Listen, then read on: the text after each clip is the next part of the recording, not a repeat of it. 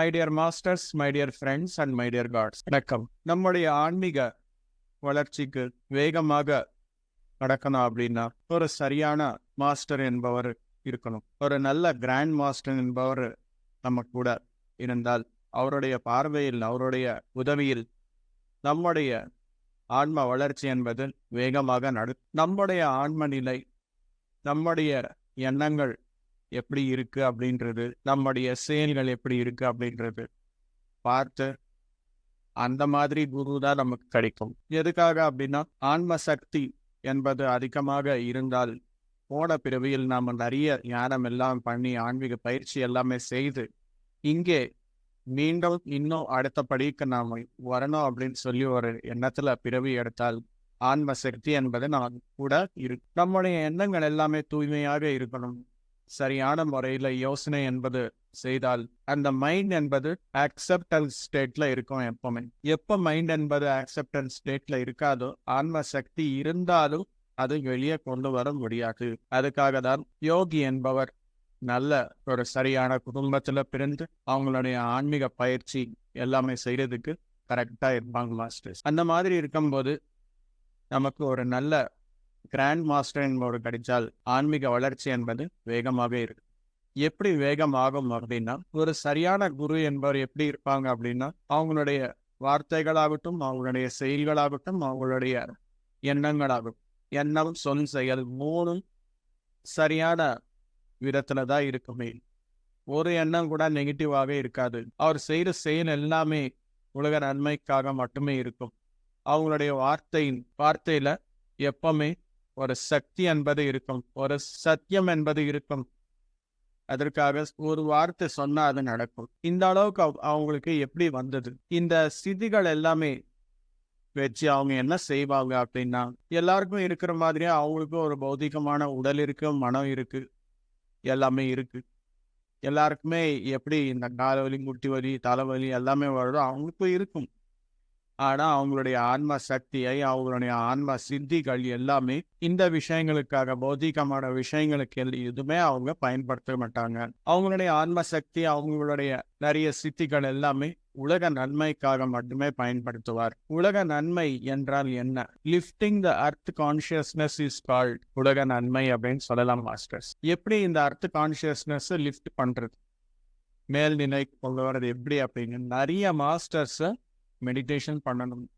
நிறைய மாஸ்டர்ஸ் எல்லாருமே அவங்க எதுக்காக வந்திருக்காங்களோ அவங்களுக்கு அறிமுகம் படுத்தணும்.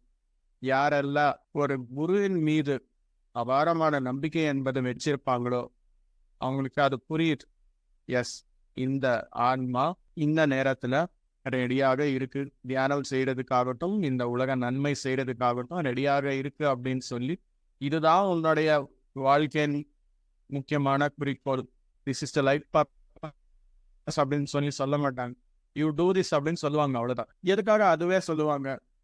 அது சொல்றதுக்கு அப்புறம் அவங்க கைடன்ஸ் கூட கொடுப்பாங்க, ப்ரோக்ரஸ் கேட்பாங்க, என்ன ஆயிடுச்சு அப்படின்னு சொல்லி கேட்பாங்க, எப்படி போகுது அப்படின்னு சொல்லி கேட்பாங்க, கரெக்ஷன் ஏதாவது இருக்கு அப்படின்னு சொன்னா அது கரெக்ஷன் பண்ணுவாங்க. இது எல்லாம் எப்படி செய்வாங்க அப்படின்னா, அவங்க எப்பவுமே ஹையர் வேர்ல்ட்ஸ்ல தான் இருப்பாங்க. லோயர் வேர்ல்ட்ஸ்ல என்ன இருக்கும்? துன்பம், நெகட்டிவிட்டி, தேவையில்லாத கம்ப்ளைண்ட்ஸு, இந்த மாதிரி எல்லாமே லோயர் வேர்ல்ட்ஸ்ல இருக்கும். ஆனா அவங்க அந்த ஏரியால வரவே வரமாட்டாங்க. இன்கேஸ் வந்தாலும் அங்கே ஏதாவது நன்மை செய்யணும் அப்படின்னு சொல்லி வருவாங்க.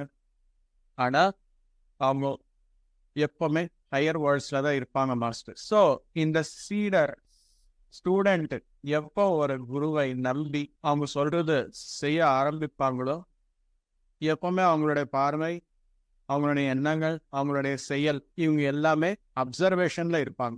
குருவின் அப்சர்வேஷன்ல இருக்கும்போது என்ன ஆகும்? The guru will not leave the student to go into the lower worlds. எப்பவுமே ஹையர் வேர்ல்ட்ஸ்ல தான் இருக்கிற மாதிரி அவங்க பார்ப்பாங்க. அவங்களுடைய பார்வை இருந்தாலே எனர்ஜி எப்பவுமே ஃப்ளோ ஆகிட்டே இருக்கும். எனர்ஜி எப்பவுமே ஃப்ளோ ஆகிட்டே இருக்கும்போது he will not drift away into lower worlds. He will stay in higher worlds. அதுக்காக என்ன ஆகும்? அந்த எனர்ஜியில அவங்களுடைய உடல் ஆரோக்கியம் சரியாயிடும், அவங்களுடைய எண்ணங்கள் எல்லாமே சரியாயிடும், அவங்களுடைய செயல்கள் எல்லாமே சரியாயிடும். எல்லாமே சரியாகும் போது அது ஒரு ட்ரையல் பீரியட். ஓ இந்த மாதிரி இருந்தால் இந்த மாதிரி ஆகுமோ அப்படின்னு சொல்லி ஒரு ருசி என்பது காமிப்பாங்க. எப்போ இந்த நம்பிக்கை என்பது இல்லாம போயிடுமோ, ஆட்டோமேட்டிக்கா அவங்களுடைய பார்வை, குருவுடைய பார்வை என்பது அவங்க மேல, ஸ்டூடெண்ட் மேல இருக்காது.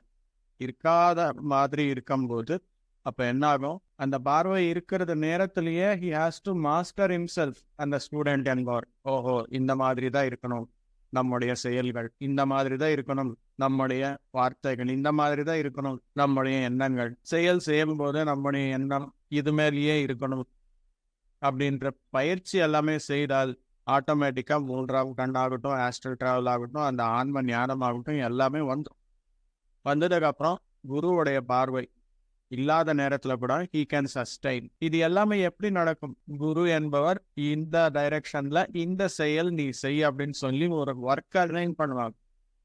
அந்த ஒர்க் செய்யும் போது மட்டுமே அவங்களுக்கு அந்த ஆப்பர்ச்சுனிட்டிஸ் எல்லாமே வருதுமா. ஸோ அதுக்காக இந்த காலகட்டத்துல ஒரு சரியான குரு என்பவர் நமக்கு கிடைக்கணும் அப்படின்னா ரொம்ப கஷ்டமானது.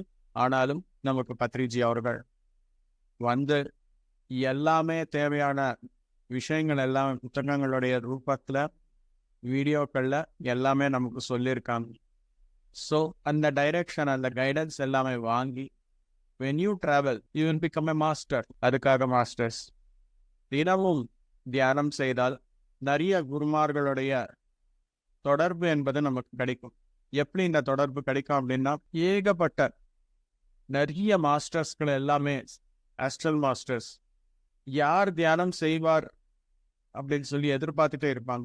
ஒரு நேரத்துல நம்ம தியானம் செய்யும் போது ஆட்டோமேட்டிக்கா அவங்களுடைய பார்வை நம்ம முன்னாடி இருக்கும். மாஸ்டர் நமக்கு தேவையான ஞானம் எல்லாமே கொடுப்பாங்க, நமக்கு ப்ரொடெக்ஷன் கொடுப்பாங்க, நமக்கு உதவி என்பது செய்வாங்க, எல்லாமே கிடைக்கும். தியானம் செய்யவில்லை, பிரச்சாரம் செய்யவில்லை, 4 பேர் நன்மைக்காக உங்களுடைய செயல் இல்லை, உங்களுடைய எண்ணங்கள் இல்லை அப்படின்னும் போது யாரும் திரும்பி கூட நம்ம பார்க்க மாட்டாங்க. ஸோ நம்முடைய ஒர்க்கு என்ன அப்படின்னா, அட்லீஸ்ட் ஒருத்தருக்காவது தியானம் சொல்லிக் கொடுங்க.